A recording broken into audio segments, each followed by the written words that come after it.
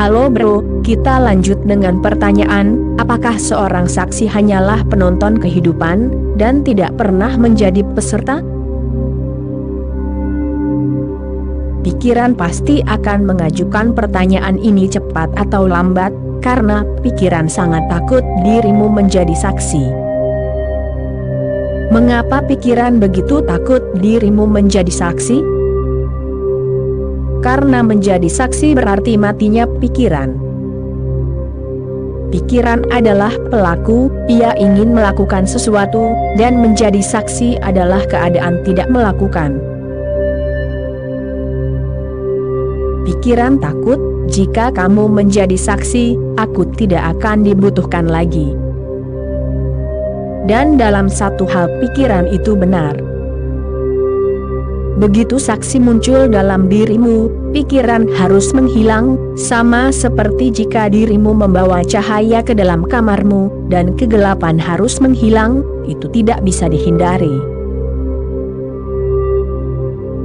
Pikiran hanya bisa ada, jika dirimu tetap tertidur lelap, karena pikiran adalah keadaan bermimpi, dan mimpi hanya bisa ada dalam tidur. Dengan menjadi saksi, dirimu tidak lagi tertidur, dirimu terjaga. Dirimu menjadi sadar, begitu jernih, begitu muda dan segar, begitu vital dan kuat. Dirimu menjadi api, intens, menyala dari kedua ujungnya.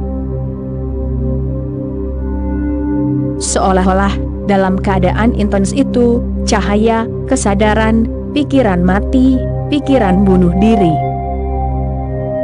Karena itu pikiran takut. Dan pikiran akan menciptakan banyak masalah bagi dirimu, ia akan menimbulkan banyak sekali pertanyaan. Ia akan membuatmu ragu untuk melompat ke tempat yang tidak diketahui, ia akan mencoba menarikmu kembali.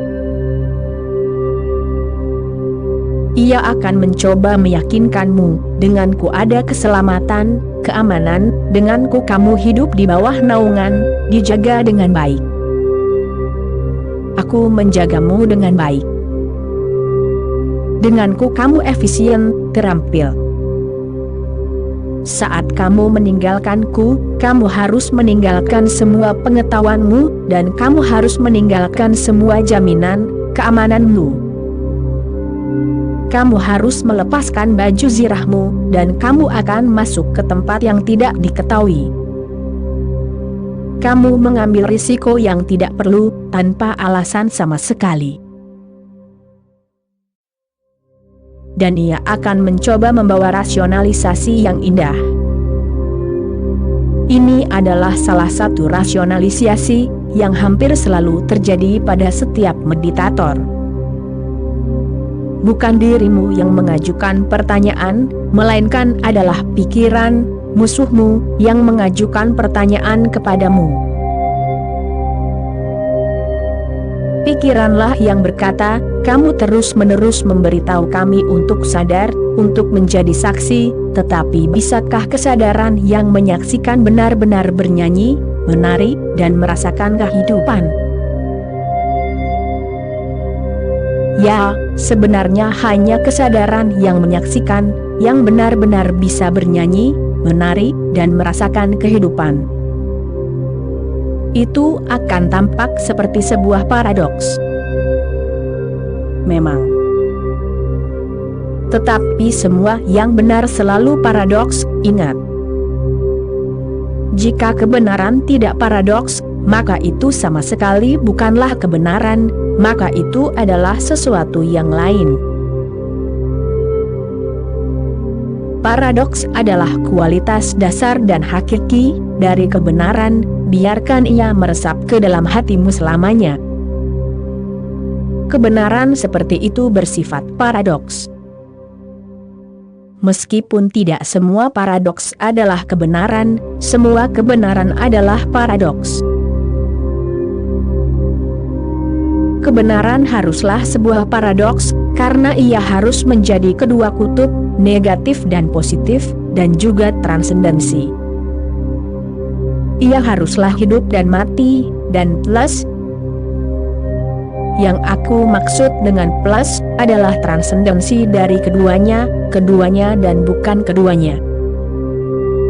Itulah paradoks yang paling hakiki. Ketika dirimu berada dalam pikiran, bagaimana dirimu bisa bernyanyi? Pikiran menciptakan kesengsaraan, dari kesengsaraan tidak akan ada lagu. Ketika dirimu berada dalam pikiran, bagaimana dirimu bisa menari? Ya, dirimu bisa melakukan gerakan-gerakan kosong tertentu yang disebut tarian, tetapi itu bukanlah tarian yang sesungguhnya. Hanya seorang Mira yang mengetahui tarian yang sesungguhnya, atau seorang Krishna, atau seorang Chaitanya. Mereka adalah orang-orang yang mengetahui tarian yang sesungguhnya. Yang lain hanya mengetahui teknik menari, tetapi tidak ada yang meluap, energi mereka mandek. Orang yang hidup dalam pikiran, hidup dalam ego, dan ego tidak bisa menari. Ia bisa melakukan pertunjukan, tetapi bukan tarian. Tarian yang sesungguhnya hanya terjadi ketika dirimu telah menjadi saksi. Kemudian dirimu begitu bahagia, sehingga kebahagiaan itu sendiri mulai meluap, itulah tariannya. Kebahagiaan itu sendiri mulai bernyanyi, sebuah lagu muncul dengan sendirinya. Dan hanya ketika dirimu menjadi saksi, dirimu bisa merasakan kehidupan. Aku bisa memahami pertanyaanmu. Dirimu khawatir bahwa dengan menjadi saksi, seseorang akan menjadi sekadar penonton kehidupan. Tidak, menjadi penonton adalah satu hal, dan menjadi saksi adalah hal yang sama sekali berbeda, secara kualitatif berbeda. Seorang penonton itu acuh tak acuh, ia tumpul, ia seperti sedang tertidur. Ia tidak berpartisipasi dalam kehidupan. Ia takut, ia pengecut. Ia berdiri di pinggir jalan, dan terus melihat orang lain hidup. Itulah yang dirimu lakukan sepanjang hidupmu, orang lain berakting dalam sebuah film, dan dirimu melihatnya. Dirimu adalah seorang penonton. Orang-orang terpaku di kursi mereka, selama berjam-jam di depan TV mereka, penonton. Orang lain bernyanyi, dirimu mendengarkan. Orang lain menari, dirimu hanya seorang penonton. Orang lain mencintai, dan dirimu hanya melihatnya. Dirimu bukan peserta. Para profesional melakukan apa yang dirimu sendiri seharusnya lakukan. Seorang saksi bukanlah penonton. Lalu apa itu saksi? Seorang saksi adalah orang yang berpartisipasi, namun tetap waspada. Seorang saksi berada dalam keadaan wei. Itulah kata Lao Tzu, itu berarti tindakan melalui tidak bertindak. Seorang saksi bukanlah orang yang telah melarikan diri dari kehidupan.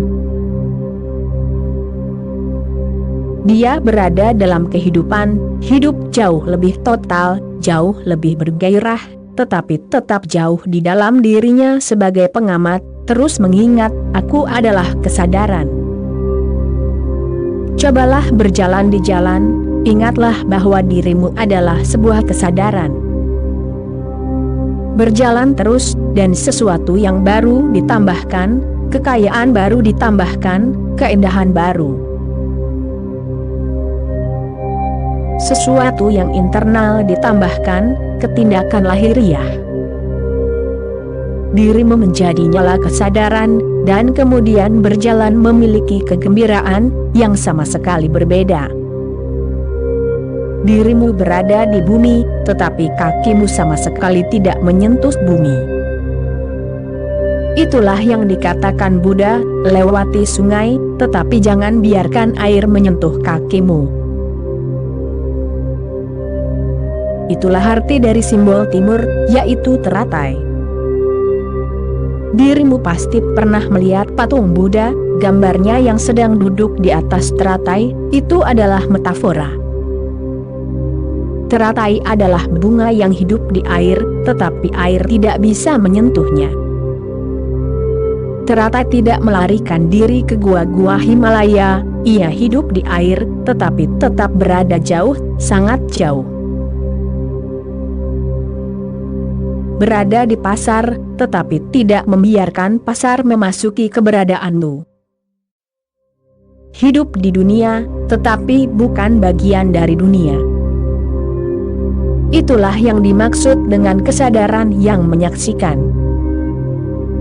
Itulah yang aku maksud dengan mengatakan kepadamu berulang-ulang, waspadalah. Aku tidak menentang tindakan, melainkan tindakanmu harus dicerahkan oleh kesadaran. Mereka yang menentang tindakan, pasti akan bersikap represif, dan segala jenis represi membuatmu menjadi patologis, tidak utuh, tidak sehat. Para pendeta yang tinggal di biara-biara, Katolik atau Hindu, para pendeta Jaina dan Buddha, yang telah melarikan diri dari kehidupan, mereka bukanlah sannyasin sejati. Mereka hanya telah menekan keinginan mereka, dan mereka telah menjauh dari dunia tindakan. Di mana dirimu bisa menjadi saksi, jika dirimu menjauh dari dunia tindakan? Dunia tindakan adalah kesempatan terbaik untuk menjadi sadar. Itu memberimu tantangan, itu tetap menjadi tantangan terus-menerus. Entah dirimu bisa tertidur dan menjadi pelaku, maka dirimu adalah manusia duniawi, seorang pemimpi, korban ilusi, atau dirimu bisa menjadi saksi dan tetap hidup di dunia. Maka tindakanmu memiliki kualitas yang berbeda. Itu benar-benar tindakan. Mereka yang tidak sadar, tindakan mereka bukanlah tindakan nyata, melainkan reaksi, mereka hanya bereaksi. Seseorang menghinamu, dan dirimu bereaksi. Hina Sang Buddha, ia tidak bereaksi, ia bertindak. Reaksi bergantung pada yang lain, ia menekan tombol dan dirimu hanyalah korban, budak, dirimu berfungsi seperti mesin. Orang yang sesungguhnya, yang tahu apa itu kesadaran, tidak pernah bereaksi, ia bertindak atas kesadarannya sendiri. Tindakannya tidak datang dari tindakan orang lain, tidak ada yang bisa menekan tombolnya. Jika ia merasa spontan, bahwa ini benar untuk dilakukan, ia melakukannya. Jika ia merasa tidak ada yang dibutuhkan, ia tetap diam. Ia tidak represif, ia selalu terbuka, ekspresif. Ekspresinya multidimensi. Dalam lagu, puisi, tarian, cinta, doa, kasih sayang, ia mengalir. Jika dirimu tidak menjadi sadar, maka hanya ada dua kemungkinan, dirimu akan menjadi represif atau memanjakan. Dengan kedua cara tersebut, dirimu tetap dalam perbudakan. Oke bro, itulah kutipan ceramah kali ini, kita sambung lagi nanti bro. Terima kasih bro.